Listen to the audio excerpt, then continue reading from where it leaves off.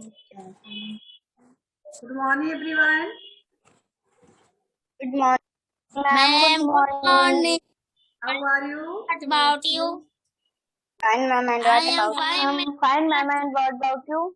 I am also fine, बेटा. Welcome to uni session.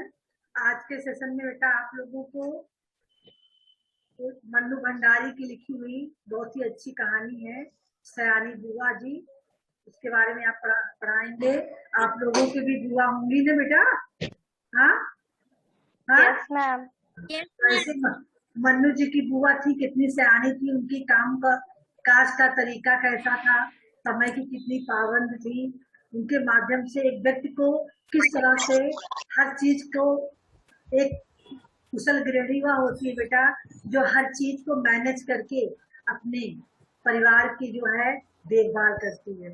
तो सयानी बुआ जी किस प्रकार से अपना हर काम टाइम से मैनेज करके वो अपने परिवार का देखभाल करती थी, उसके बारे में बताया गया है. तो सबसे पहले हम बुक शेयर कर रही हैं, आप लोग देखेंगे और ध्यान से कहानी को रीड करेंगे. ठीक है? Yes, ma'am. yes, ma'am.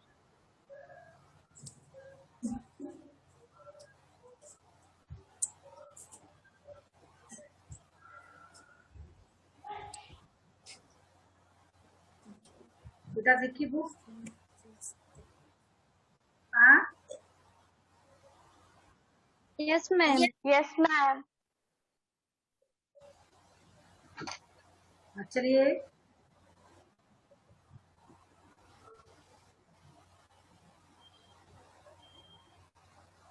सबसे पहले साक्षी आप स्टार्ट करेंगी, इस कहानी को पढ़ेंगी और जानेंगी बुआ जी के बारे में.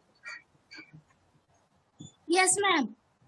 सयानी बुआ. नन्हे दोस्तों, इस कहानी की पात्र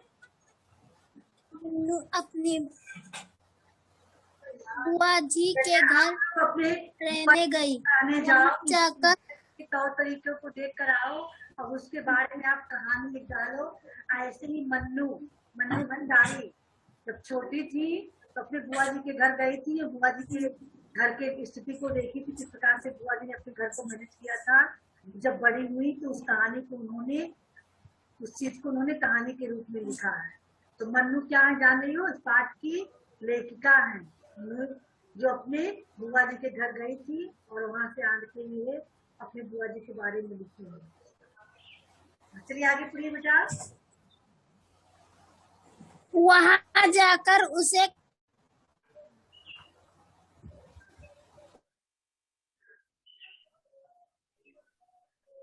पाठ से परखारी पावन पट्टू विधि. सयानी का मतलब क्या होता है? जिसके अंदर बहुत ही अच्छी बुद्धि होती है, हर चीज में जो नीति होती है. लोग कहते हैं बिटिया बहुत सयानी है, मतलब समझदार है ना. चलिए. पारखी का मतलब परखने की शक्ति. जैसे किसी व्यक्ति को देखकर उसके नेचर को समझ जाओ कि हाँ व्यक्ति कैसा होगा. किसी चीज के बारे में, किसी वस्तु को देखकर समझ जाओ कि हाँ ये वस्तु कैसा है. तो परख करने वाले को पारखी कहते हैं. ठीक है? पाबंद का मतलब होता है नियम के प्रति निष्ठावान होना, कि हम अपने समय को कितने निष्ठा से पालन करते हैं समय का, है ना. समय का हम कितना मेहनत कर रही हैं, समय के महत्व को कितना हम जान रहे हैं, उसे पाबंद कहा जाता है. पटु यानी चतुर. नील का मतलब होता है खजाना. ठीक है? चलिए स्टार्ट कीजिए. सब पर मानो बुआ जी का व्यक्ति हवी है. सारा काम वहाँ इतनी व्यवस्था से होता है जैसे सब मशीनें हो कायदे से बधी. बिना कावट अपना काम की ली जा रही है. यहाँ पर ठीक बात का मतलब होता है व्यक्ति की जो गुण होते हैं, उसकी बुढ़ों का असर परिवार पर कितना पड़ रहा है, इसको देखा गया है। तो बुआ जी का व्यक्तित्व का असर परिवार के ऊपर हावी था, यानी सब पे था। सब उनके बातों को मानते थे और सारे काम काज को बिना कुछ कहे, सबको पता था हमें क्या करना है, कितने समय उठना है, कितने समय कैसे करना है। बिना रुकावट के सारा काम काज बुआ जी के घर पे होता था। चलिए अब यहाँ शुरू से स्टार्ट कीजिए। ठीक 5 बजे, सुबह 5। ठीक 5 बजे सब लोग उठ जाते हैं। फिर 1 घंटा बाहर मैदान में टहलना होता। उसके बाद चाय दूध होता। फिर अन्नू को पढ़ने के लिए बैठना होता। भाई साहब भी तब अखबार और ऑफिस की फाइल आदि देखा करते। 9 बजते ही नहाना शुरू होता। जो कपड़े बुआ जी निकाल दे वही पहनने होते। फिर कायदे से आकर मेज पर बैठ जाओ और खाकर काम पर जाओ। सयानी बुआ का पास ही सयानी था या उनके सयानपन को देखकर लोग उन्हें सयानी कहने लगे थे। सयानी उनके अंदर की अच्छाइयों को देखकर सयानी कहने लगे थे। वास्तव में उनका नाम ही सयानी था, यानी उनकी आदतों को देखकर उनका नाम सयानी बुआ रखा गया। चलिए ममता, आप रीड करेंगी।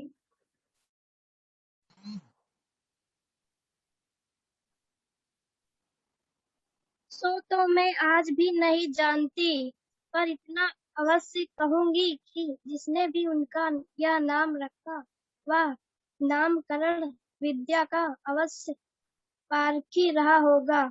बचपन में ही वे समय की जितनी पाबंद थी, अपना सामान संभाल कर रखने में जितनी पटु थी और व्यवस्था की जितनी कायल थी, उसे देखकर चकित हो जाना पड़ता था।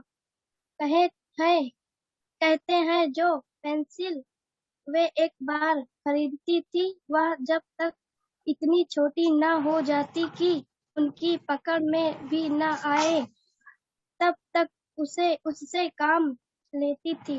क्या मजाल कि वह कभी खो जाए या बार बार नोक टूटकर समय से पहले ही समाप्त हो जाए। जो रबड़ उन्होंने 4वीं कक्षा में खरीदी थी, उसे 9वीं कक्षा में आकर समाप्त किया। हाँ देखिए बेटा, आप लोग पढ़ाई करते हो तो सामान का कितना दुरुपयोग करते हो। यहाँ देखिए, बुआ जी बचपन में समय की कितनी पाबंद थी, यानी पक्की थी और अपने सामान को बहुत ही हिफाजत से रखती थी और व्यवस्था को बहुत सम्मान कर से ध्यान से पालन करती थी, है ना। वो कोई चीज एक बार खरीदती थी, जैसे पेंसिल हुआ, इरेजर हुआ, जो है, तो जब ऐसा नहीं था कि रोज रोज का नोक टूटे, है ना। उसने बचा के उससे काम करती थी कि उसकी नोक जल्दी टूट नहीं पाती थी और बहुत समय तक पेंसिल उनकी चलती थी। जब तक हाथ तक पकड़ने के लायक रहती थी तब तक पेंसिल चलती थी, न कभी गायब हो न जल्दी उसका नोक टूटे। यहाँ तक कि जब वो कक्षा 4 में थी तो उन्होंने एक शॉर्पनर लिया था, इरेजर, जो कि कक्षा 9 तक चला है उनका। तो आप लोग हर महीने पेंसिल इरेजर गायब करते होंगे, है ना। लेकिन बुआ जी को देखो कितनी हिफाजत से अपनी चीजों को रखती थी। देख रहे हो ना, घड़ी की सुई की नोक पे सारा काम बुआ जी का होता है, यहाँ दिखाया गया है ना। कैसे बुआ जी अपना किचन का काम कर रही है, टाइम से पढ़ा भी रही है बच्ची को, यहाँ फूफा जी को भी दे रही है, फिर यहाँ कपड़े भी रख रही है। सारा काम काज मशीन की तरह वो समय से कर रही है। और उसका मैम, चलिए आप पढ़िए। उम्र के साथ साथ उनकी आवश्यकता से अधिक चतुराई भी प्रौढ़ता धारण करती गई और फिर बुआजी के जीवन में इतनी अधिक घुल-मिल गई कि उसे अलग करके बुआजी की कल्पना ही नहीं की जा सकती थी। उनकी एक-एक बात पिताजी हम लोगों के सामने उदाहरण के रूप में रखते थे, जिसे सुनकर हम सभी खैर मनाया करते थे कि भगवान करे वे ससुराल में ही रहा करें, वरना हम जैसे अस्त व्यस्त और अव्यवस्थित जनों का तो जीना ही कठिन हो जाएगा। ऐसी ही सयानी बुआ के पास जाकर पढ़ने का प्रस्ताव जब मेरे सामने रखा गया तो कल्पना कीजिए मुझ पर क्या बीती होगी। मैंने साफ इनकार कर दिया कि मुझे आगे पढ़ना ही नहीं, पर पिताजी मेरी पढ़ाई के विषय में इतने सतर्क थे कि उन्होंने समझाकर, डांटकर और प्यार दुलार से मुझे राजी कर लिया। सच में राजी तो क्या कर लिया, समझिए अपनी इच्छा पूरी करने के लिए बाध्य कर दिया। भगवान का नाम घुराते घुराते मैंने घर से विदा ली और उनके यहाँ पहुंची। स्टॉप बेटा। देखिए इसमें बताया गया है कि सबके घर में सब व्यवस्थित नहीं रहते हैं। अधिकतर बच्चे तो और भी नहीं व्यवस्थित रहते हैं, है ना। अव्यवस्थित मनमौजी, जहाँ तहाँ कपड़े निकालना, जहाँ तहाँ खेलना, समय पे खाना न खाना, समय पे काम न करना, ऐसे अक्सर घरों में बच्चों की आदतें होती है, क्योंकि बड़े केयर नहीं करते हैं उनकी इतना, और फिर उनकी आदतें बन जाती हैं। लेकिन सानी बुआ के घर पे ऐसा नहीं था, है ना। तो उनके सानी बुआ के भैया, जो कि मन्नू के पिताजी हैं, है ना, वो बताते उनके बारे में। तो मन्नू सोचती कि भगवान करे बुआ कभी मायके ना, नहीं तो हम लोगों को भी ऐसे वो सुई की नोक पे रखेंगी, समय पे हर चीज के लिए बाध्य करेंगी। तो बाद में मन्नू की पढ़ाई की बात उठी। मन्नू को पढ़ने भेजना था, लोग बाहर नहीं आने देना चाह रहे थे, तो सब लोग सोचे कि चलो बुआ, सयानी बुआ के घर भेज दो। जैसे आप लोग सोचे चलो हम बुआ के यहाँ पढ़ाए, मामा के यहाँ घर जाके पढ़ ले, वैसे ही मन्नू के पेरेंट्स ने तय किया कि मन्नू अपनी बुआ के पास जाके पढ़े।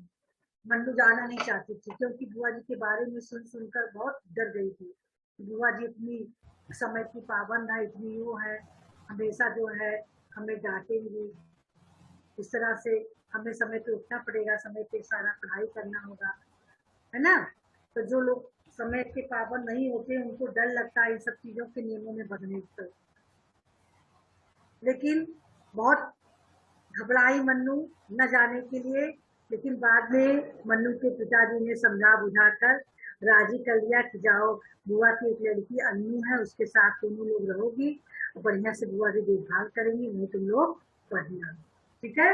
इस प्रकार से मन्नू पढ़ाई करने के लिए अपनी बुआ जी के घर आ गई, ठीक है। अब आइए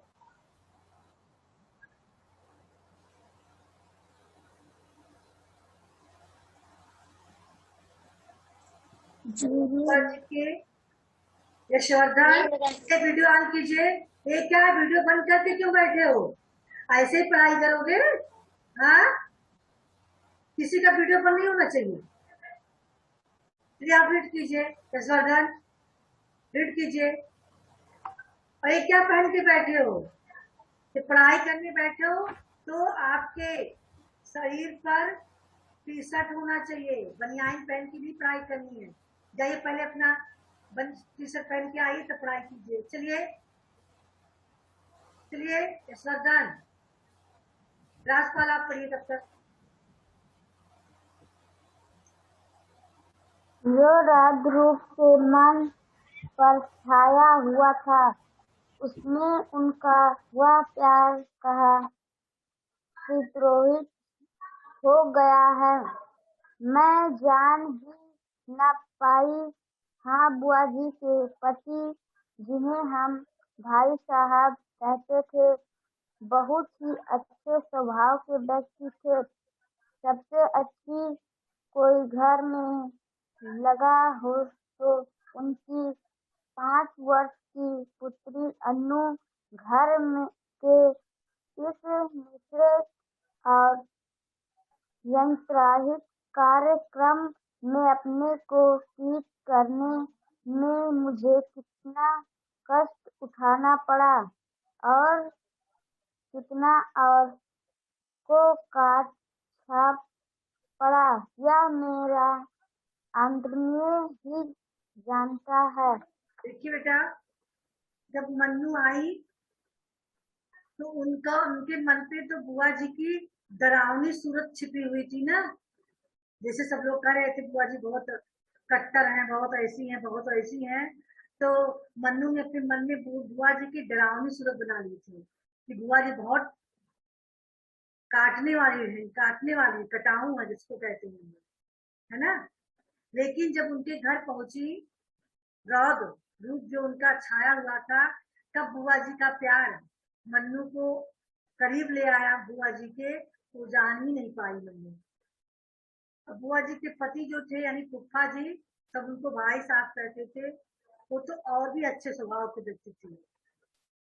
और सबसे अच्छा उनको कौन लगा मन्नू को? बुआ जी के। बुआ जी भी उनको अच्छी लगी, बुआ जी के पति उनसे भी अच्छे बुआ जी के पति लगे। और सबसे अच्छी कौन लगी? जो बुआ की 5 वर्ष की लड़की अन्नू थी, है ना। अन्नू को बहुत अच्छी लगी। चलिए आज से आप पढ़ेंगी।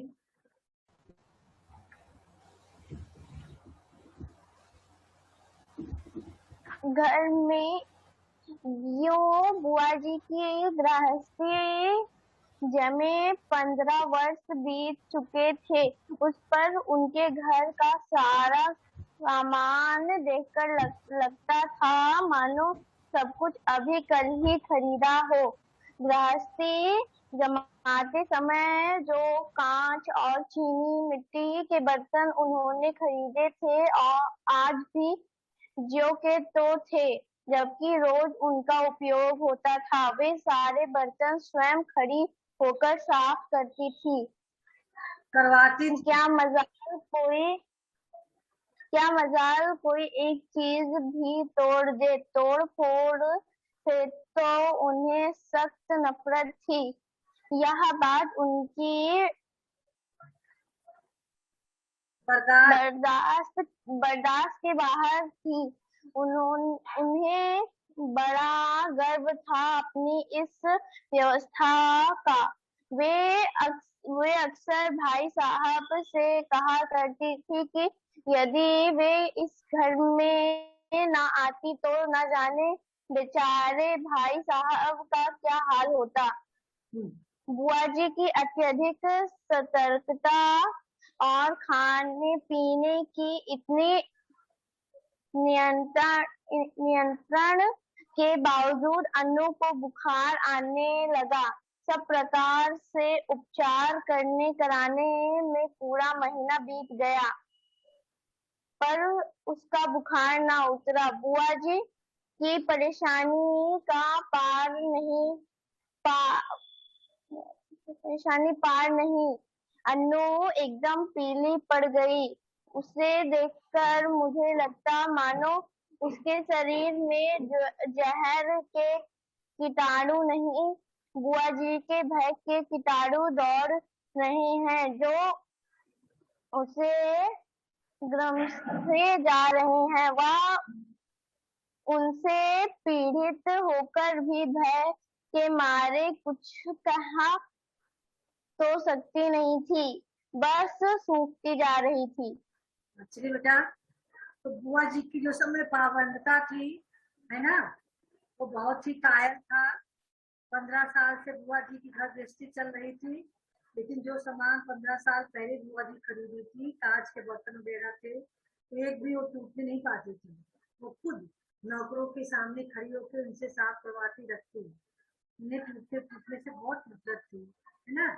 बहुत ही हर चीज का छोटे से छोटे बड़े से बड़े चीज, हर चीजों का बहुत ही ध्यान रखती थी, है ना। तो इतनी व्यवस्था होने के बाद भी अन्नू को बुखार होने लगा।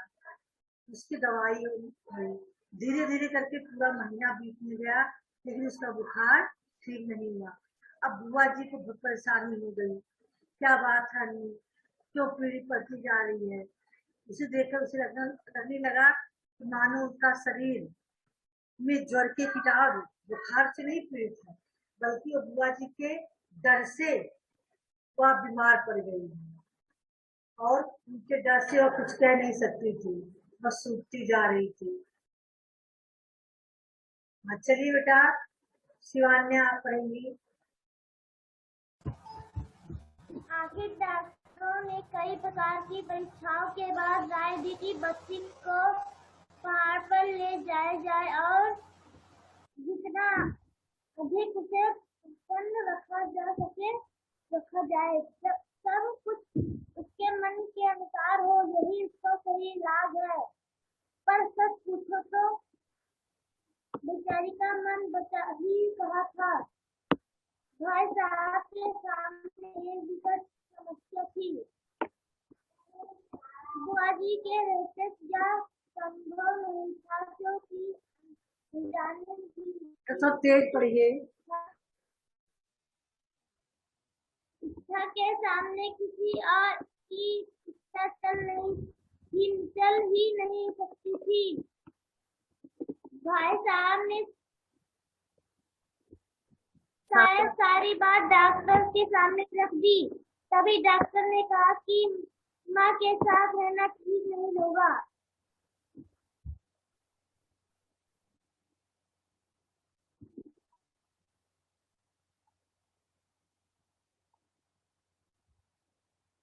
बुआ जी ने सुना तो बहुत आनाकानी की,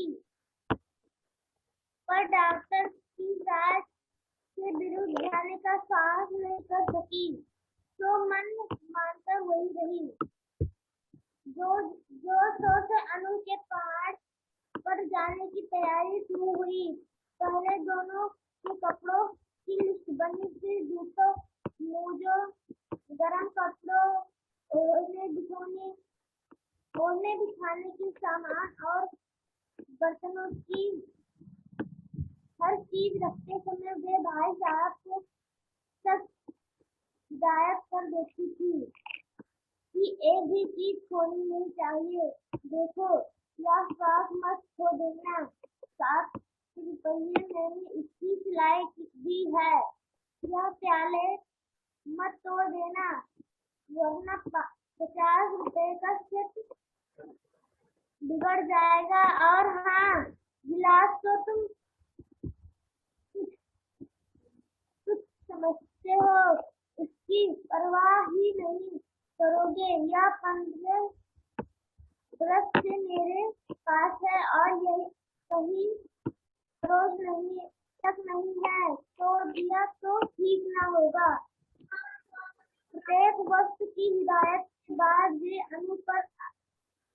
अनु पर आई।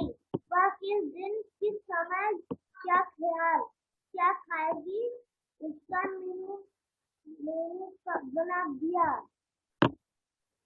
कब कितना घूमेगी, क्या पहनेगी, सब कुछ निश्चित कर दिया।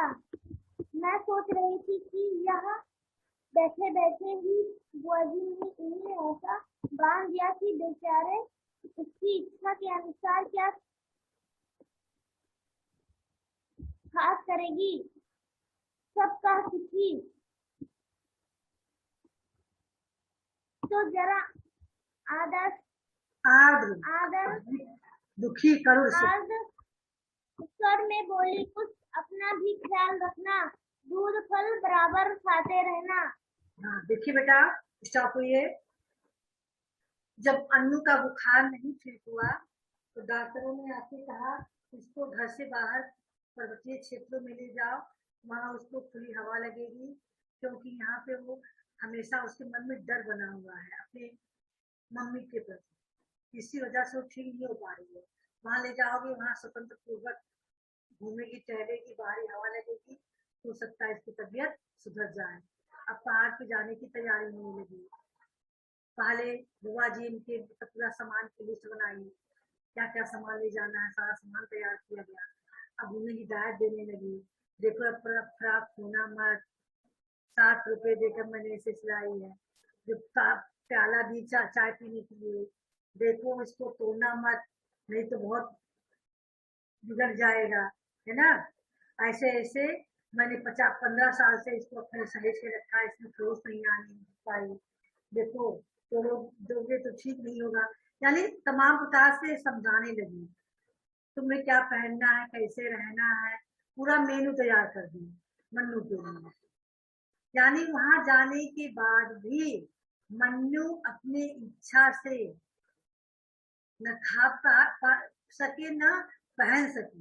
ये सारा सिस्टम बुआ जी ने मेनू बना के लिख दिया कि अपनी मन की न कर सके, वहां जाकर भी वह बुआ जी की इच्छा से जी, है ना। और फिर बाद में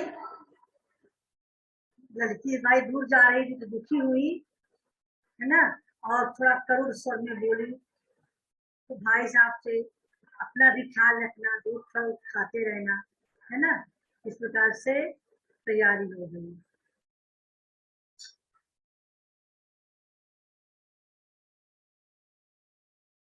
देखिए स्वदन को टी शर्ट पहनने के लिए कहे और क्लास ही छोड़ दिए। हाँ, इतने तो दुष्ट है। गौरव आप पढ़िए बेटा। गौरव। Yes ma'am. की इतनी लंबी सूची यही पड़ा है, तुम बिना कैसे रहे, मेरा तो मन ही नहीं मानता है। बिना भूले रोज एक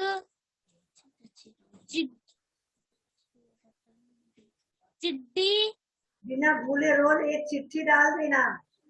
बुआ जी ने समझाया पप्पा जी को। चिट्ठी डाल देना। आखिर वह झट भी आ पहुंच जब भाई साहब एक नौकर और अन्नू को लेकर चले आए।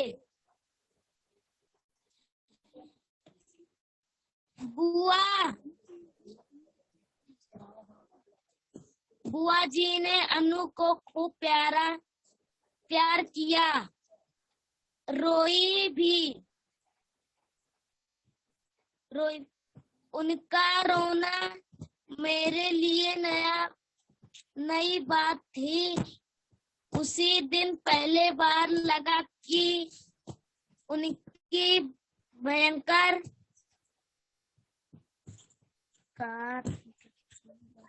कठोरता में कहीं कोमलता छिपी है। में गई कोमल भी छिपी है। जब तक तना दिखाई देता रहा, हुआ उसे देखती रही। उसके बाद कुछ क्षण निर्जस सी होकर खड़ी रही, पर दूसरी ही दिन से घर फिर वैसे ही चलने लगा। तो बेटा भाई जब बुआ जी अन्नू को विदा कर रही थी तो बहुत दुखी हुई, है ना। जब तक उनका ताना चला नहीं गया तब तक देखती रही। उस दिन उन्हें बहुत दुख हुआ, लेकिन फिर अपने काम में रोज की तरह लग गई।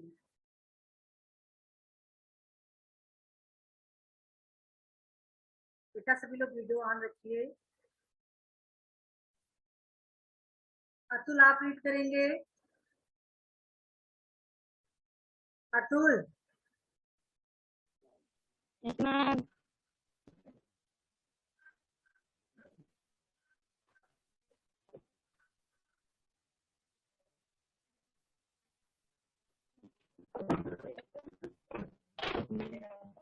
अतुल सुन नहीं रहे हो, रीड कीजिए। भाई साहब का पत्र रोज आता था, जिसमें अन्नू की तबीयत अन्नू की के समाचार रहते थे। बुआ जी भी रोज एक पत्र लिखती थी, जिसमें अपनी उन मौखिक हिदायत उद्देश्यों को लिखित रूप से दोहरा दिया करती थी। पत्रों की तारीख में अंतर रहता था।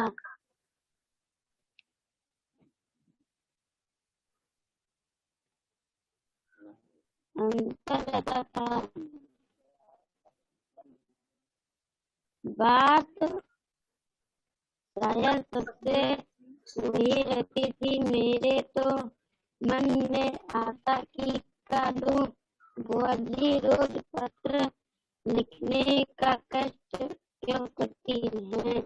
भाई साहब को लिख दीजिए कि एक पत्र गाते पार चिपकाकर पलंग पलंग के के लटका दे, तले रोज सुबह उठकर पढ़ लिया करे। लटका ले इतना साहस नहीं था और रोज सवेरे क्या चीज पकड़ उनसे लिया करें। कह पाती, है ना। डरती थी इसलिए वो कह नहीं पा रही थी इस चीज को। चलिए आगे क्या होता है, अनुष्का बेटा आप रीड कर दीजिए।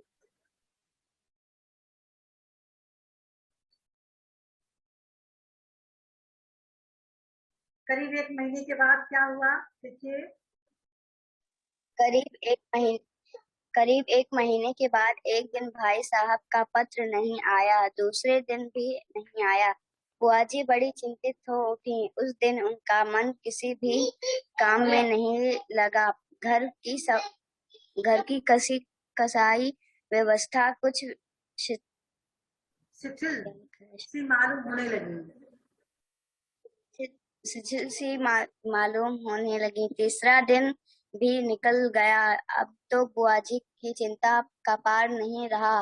उस रात को वे मेरे कमरे में आकर सोई, पर सारी रात बुरे स्वप्न देखती रहीं और रोती रहीं, मानो उनका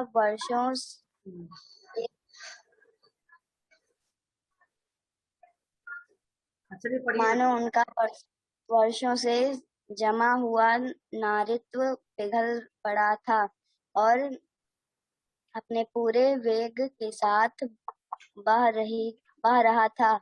वे बार बार कहती कि उन्होंने स्वप्न में देखा है कि भाई साहब अकेले चले आ रहे हैं, अन्नू साथ नहीं है और उनकी आंखें भी लाल हैं, और वे फूट फूट कर रो पड़ती।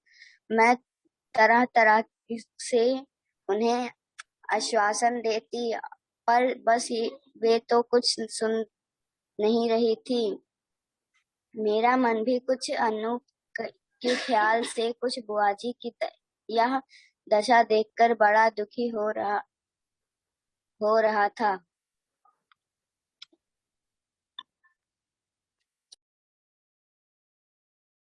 आस्था बेटा आप रीड कीजिए यार। आस्था।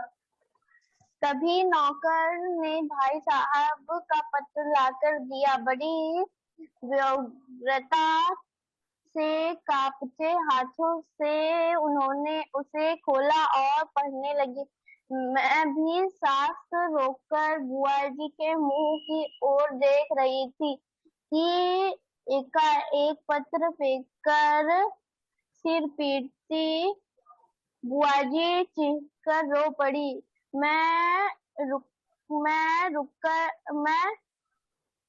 धक्का रह गई। आगे कुछ सोचने का साहस ही नहीं होता था।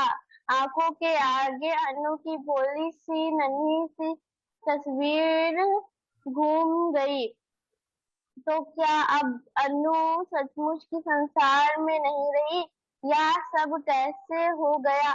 मैंने साहस करके भाई साहब का पत्र उठाया। लिखा था, प्रिय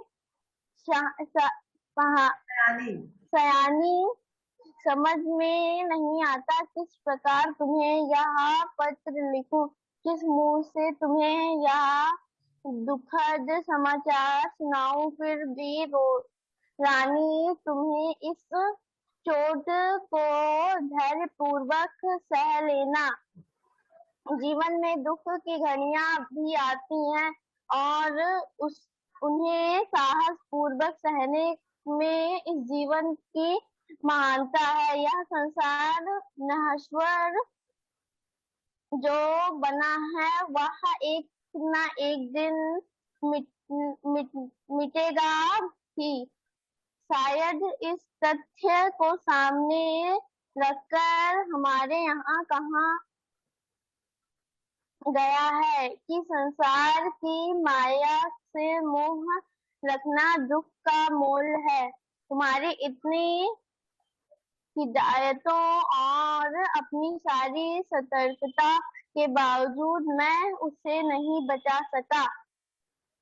इसे अपने दुर्भाग्य के अतिरिक्त और क्या कहूँ। यह सब कुछ मेरी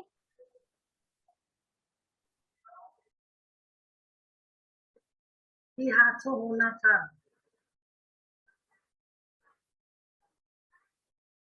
अरे बेटा, यह सब कुछ मेरे ही हाथों होना था। आंसू भरी आंखों के कारण शब्दों का रूप अस्पष्ट से अस्पष्टर होता जा रहा था और मेरे हाथ कांप रहे थे। अपने जीवन में यह पहला अवसर था जब मैं इस प्रकार किसी की मृत्यु का समाचार पढ़ रही थी। मेरी आंखें शब्दों को पार करती हुई जल्दी पत्र में अंतिम हिस्से पर जा पड़ी। धैर्य रखना, जो कुछ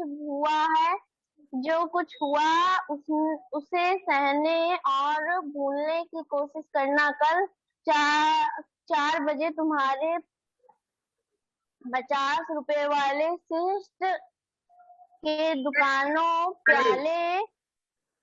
प्याले मेरे हाथों से गिरकर टूट गए। अन्नू अच्छी है, शीघ्र ही हम लोग रवाना होने वाले हैं। 1 मिनट तक की हित बुद्धि सी खड़ी रही, समझ ही नहीं पाई यह क्या से क्या हो गया। यह दूसरा सदमा था जो कि कुछ समझी मैं जोर से हंस पड़ी। किस प्रकार मैं बुआ जी को सत्य से अवगत करूं, वह सब मैं कोशिश करके भी नहीं लिख सकूंगी। वह वास्तविक जानकारी बुआ जी भी रोते हंस पड़ी। देखिए बेटा, इसमें दिखाया गया कि उस लेटर को इस तरह से लिखा गया था कि कोई भी पढ़ता तो उसे लगता कि अन्नू को कुछ हो गया है ना।